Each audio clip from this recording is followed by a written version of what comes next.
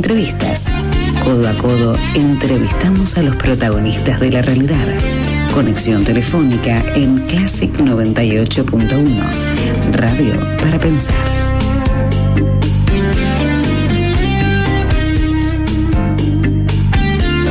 Bien, aquí en Classic 98.1, el programa que se llama Codo a Codo, que hacemos con Sandra Varela. Hasta las 9 de la mañana tenemos conexión por videollamada con Jorge Altamira, el candidato de Política Obrera.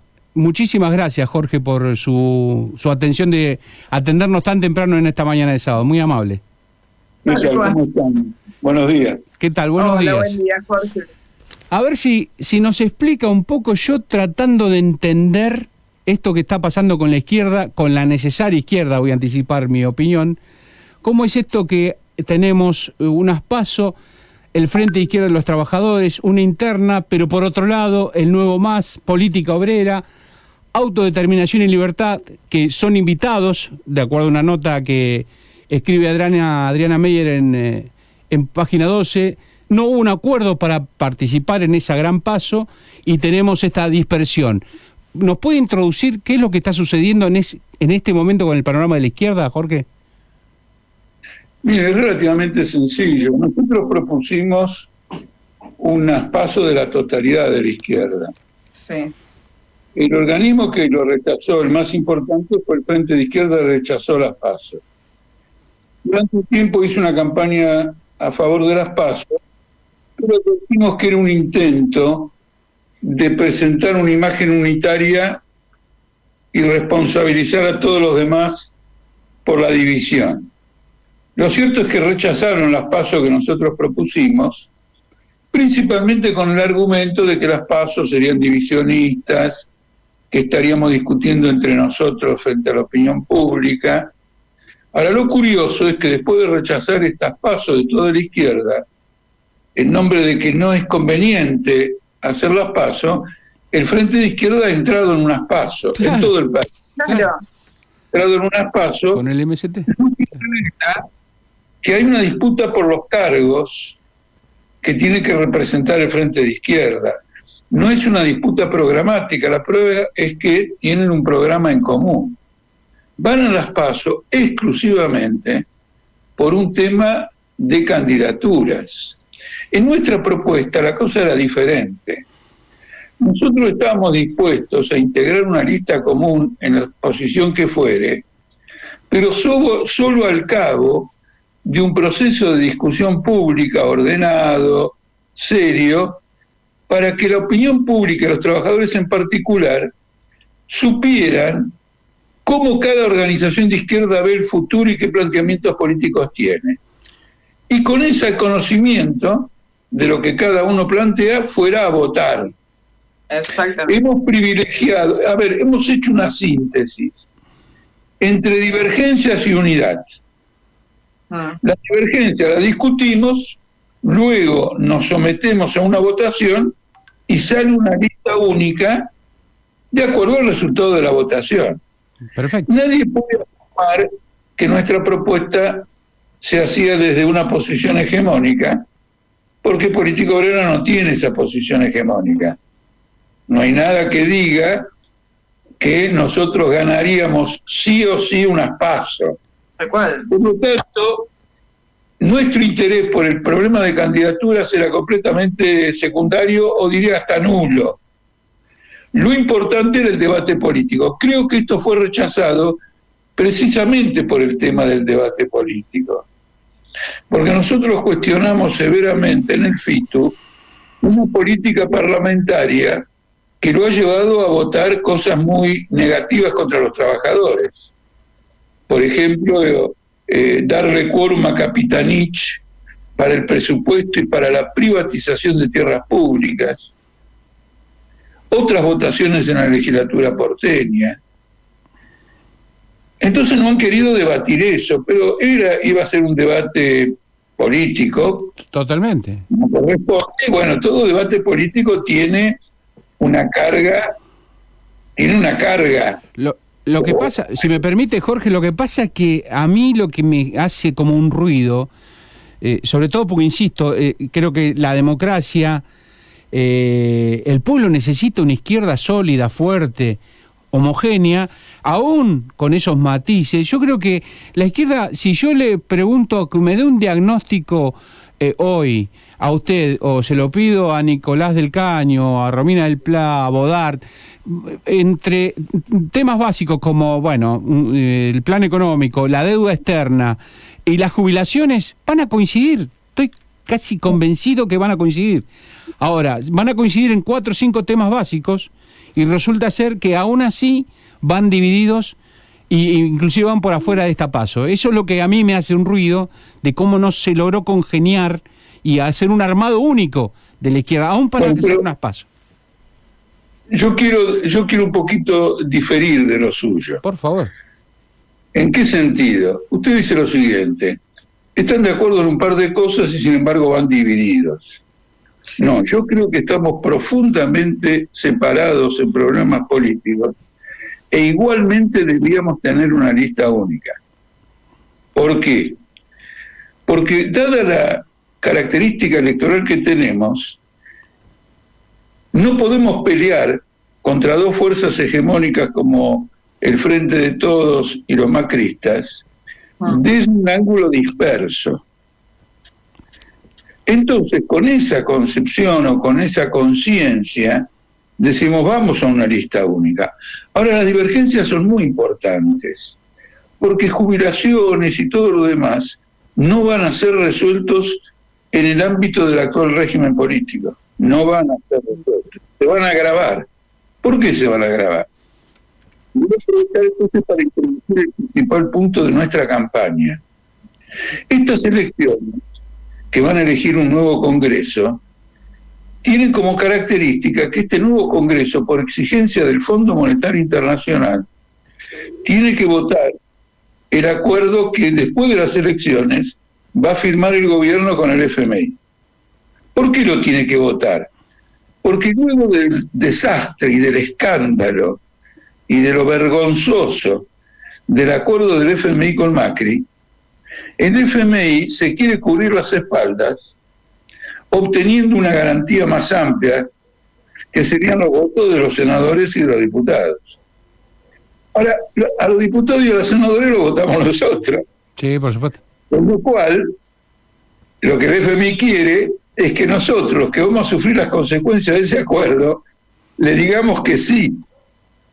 Yo le digo una cosa. Votar, ¿Y qué pasa con los vencidos? Por eso llamo a votar, digamos, a política obrera, haciendo esta advertencia. Sí. La divergencia que tenemos con la izquierda es que nosotros somos una fuerza antagónica del sistema capitalista. Y el resto de la izquierda quiere convertirse en la tercera fuerza de este sistema. Son divergencias estratégicas importantes.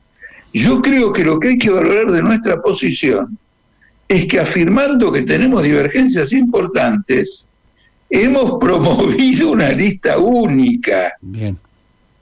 Pero siempre con el conocimiento de que tenemos esas divergencias, no ocultándolas, porque al final del camino la fuerza de la izquierda está en su consistencia, en que lo que plantea sea coherente, tenga futuro, sea capaz de convencer a las masas. Para nosotros es fundamental. Quiero reivindicar para Política Obrera haber unido 2 factores contradictorios.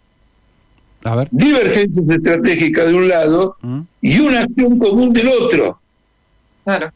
Y no sacrificando uno por el otro. Nos dividimos por las divergencias y nos unimos como si estuviéramos todos con la misma posición. Esta fue la característica esencial de nuestro planteo. Ahora, una última cuestión. No es la primera vez que actuamos así.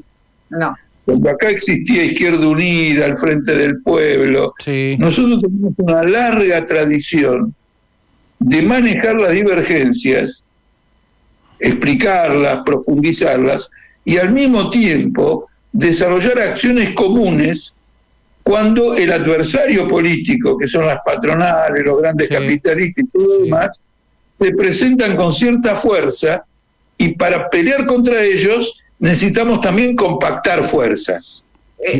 Sí, ese es el tema. Sandra, lo que pasa es que en ese momento era ese núcleo del Frente de Izquierda o el Frente Amplio, el Frente del Pueblo, era en todo caso el Partido Comunista, el Partido Obrero, el único Partido Obrero o el movimiento al socialismo. Después están todas estas derivaciones, MST, Autodeterminación y Libertad, Nuevo Más. Apareció una diversificación tan grande en la izquierda, tan grande. No es una diversificación, es que el MAS, es interesante esa observación. Déjeme que la aproveche para fijar. Es muy interesante porque se habla mucho de unidad y cuando los planteamientos políticos son equivocados terminan en un estallido. El MAS era una fuerza muy importante. Todos los grupos de izquierda que usted ve son expresión de una división en el MAS. De fuerza única pasó a constituir 18 grupos políticos diferentes. 18. Se me escaparon un montón. Entonces, con esto lo que le quiero decir, qué importante que es la consistencia política, la consistencia programática, la homogeneidad de ideas. Porque cuando uno va a aprovechar ventajas del momento para meter un diputado, vive un instante de gloria y luego después una crisis fenomenal. Sí. ¿Me entiende? Sí. Es decir, con esto quiero mostrarle que nosotros tenemos un planteamiento que es serio y que recoge una experiencia histórica que hemos aprendido, vamos aprendiendo de las experiencias que tenemos. Entonces esa ha sido nuestra posición. Y a esta elección vamos advirtiendo al electorado de que está votando al Congreso del FMI. Porque todo el mundo, usted se da cuenta, el Frente de Todos va a votar a favor del FMI porque va a ser un acuerdo de este gobierno con el FMI. Claro. Ahora los macristas van a votar al FMI porque son discípulos del FMI. Jorge, estamos recontra apretados en tiempo, pero yo le digo esto, simplemente esto que es un dato, ¿no? Los vencimientos están ahí al caer, de acuerdo al préstamo que pidió el gobierno anterior, y ya este año hay vencimientos muy potentes, y el año que viene son mayores todavía. Son con ese gran préstamo que le hizo el FMI al gobierno del presidente Macri. ¿Qué hacemos con esos vencimientos? O sea, si no hay un acuerdo que por lo menos permita postergar, no sé, para consolidar la economía y ver de qué se trata todo eso, no sé qué alternativa propone políticamente. No existe. El tema de la postergación es correcto. La palabra postergación hasta cierto punto se aplica, pero no es una postergación. Cuando una empresa entra en quiebra y los acreedores postergan el cobro de los créditos, le requieren a la empresa un plan de negocios para que los pueda pagar más adelante. ¿Y el plan de negocios cuál es? Despedir obreros, bajar los salarios.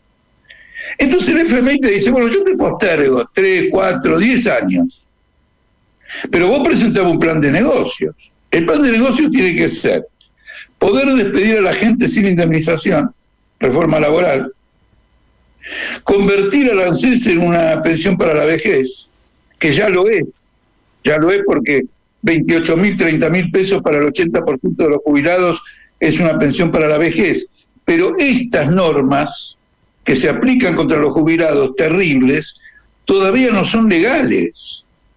¿Sí? Y tampoco el despido sin indemnización. Lo que quiere el FMI es que se legalice lo que ya hay. De modo que nadie puede ir a la justicia a reclamar contra un hecho ilegal. Sí, entonces, esta postergación significa un plan de austeridad contra el trabajador en función de otros intereses. Porque hay que decir que aparte de la deuda externa del Estado Nacional y las provincias, que llega a 400.000 millones de dólares, usted tiene una deuda del sector privado, de las compañías, de las empresas, con el exterior, por 100.000 millones de dólares. Claro. Y estas empresas lo que quieren es que el gobierno arregle con el FMI para ellas poder renegociar sus propios pagos con el exterior. Es lo que quieren, es lo que le conviene a estos capitalistas. Además hay un problema, si no se llega a un acuerdo con el FMI, muchas empresas extranjeras no tienen los dólares para pagar utilidades y dividendos a sus casas matrices en el exterior. Ahora bien, ¿qué decimos nosotros de política obrera? ¿Esto es prioritario? El pago al exterior, lo que sea de la postergación, o lo prioritario es levantar el nivel de vida de los trabajadores en un momento en que Argentina tiene casi 60% de pobreza y está en una pandemia. Las dos cosas, ¿Cuál es lo prioritario? las dos cosas no pueden ser tratadas por un gobierno que... Bueno, usted entiende, pero fíjese, le doy el ejemplo de lo ocurrido este año. Este año el gobierno cortó las IFE, Sí. y bajó las jubilaciones, y bajó los salarios, para poder mostrarle al FMI que va seriamente a un acuerdo. Usted lo ha vivido en el año 2021. No hace falta que Altamira le cuente lo que va a pasar en el 2022. Es lo que está pasando ahora. Sí. Por eso un hombre del gobierno como este Grabois dice que está amenazada la paz social. No lo creas. ¿Por qué lo dice? Pero no lo ¿Será creas. porque el gobierno ayuda enormemente a los trabajadores, porque defiende sus derechos, aumenta sus jubilaciones? No, Jorge, no porque crees. ocurre exactamente lo contrario en función del acuerdo que se va a firmar con el FMI. ¿No cree que está amenazada la paz social, Jorge? ¿No lo cree usted? No, yo creo que la paz social no está amenazada, la paz social está quebrada ya, porque si tenemos miles de desocupados desfilando por las calles, Sí, el otro día el reclamo en Loma de Zamora, sí. los reclamos de mayor educación y todo lo demás, quiere decir que no vivimos en un clima de paz social, vivimos en un clima de agresión social contra los trabajadores, que los trabajadores responden. Mire, esta agresión social ha llegado al personal de salud. Ha habido huelga del personal de salud en pandemia, por los bajísimos salarios que cobran y las largas jornadas laborales. En Neuquén estuvieron un mes bloqueando caminos los compañeros del personal de salud. ¿A ustedes se le ocurre que una nación puede tener salarios tan bajos y luchas desesperadas como estas en medio de una pandemia por parte del personal de salud?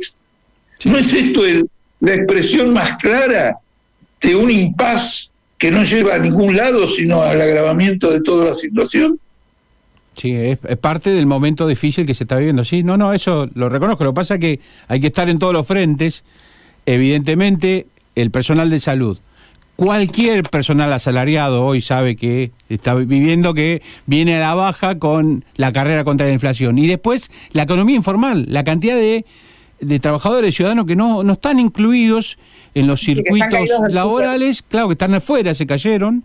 Y pero hoy, usted sabe también por qué, pero ¿sabe por qué ocurre eso también? es un diagnóstico del cual vamos a coincidir siempre, Jorge. El tema No, pero quiero agregarle algo más. La gente que está en negro no es solo que la patronal no quiere pagar las contribuciones de salud y las contribuciones previsión, no solo eso, les permite la evasión impositiva. Claro. Porque al declarar menos personal, puede declarar menos facturación. Claro. ¿Me entiende? Sí. Si usted tiene 1.000 obreros y declara una facturación muy baja, el gobierno dice, ¿cómo puede ser? Tenés tanto obrero, no corresponde la producción que tenés a la cantidad de obreros que tenés. Ah, no los tengo, no son míos, Sí. no los reconozco. Jorge, Tengo una producción menor, la evasión impositiva es mayor. Por lo tanto, es un sabotaje de la clase capitalista a la economía nacional. Jorge, mire, no me pasé un minuto, me pasé 4 minutos. Y yo Terrible. claro, pero tengo la pauta de la radio, tengo... Si estuviera en los escúcheme, si estuviera en los Juegos Olímpicos lo sanciona. Escúcheme, cierre, le agradezco enormemente su tiempo, Jorge Altamira. Cierre 30 segundos a los oyentes que nos están escuchando, ¿por qué hay que votar a Política Obrera? Porque en esta situación de pobreza es necesaria una fuerza que combata al capital, que está imponiendo sus intereses en medio de una crisis humanitaria. Las empresas que más están ganando en el mundo hoy son las farmacéuticas. Acaparan las dosis, no la distribuyen, suben los precios, suben sus acciones en la bolsa. Brutal. Ayer en un diario financiero internacional leí que el apoyo de los estados a las grandes empresas y bancos por la pandemia fue de 20 billones de dólares con B larga. 20 billones. Al trabajador argentino era 10.000 pesos y se lo sacaron. Con esto resumo todo el cuadro de situación Y advierto, si votamos a este Congreso del Frente de Todos y de Juntos por el Cambio, estamos votando el Congreso que le va a dar el aval al FMI. Jorge, Bien. Gracias por su tiempo. Muchísimas gracias. No, les agradezco muchísimo.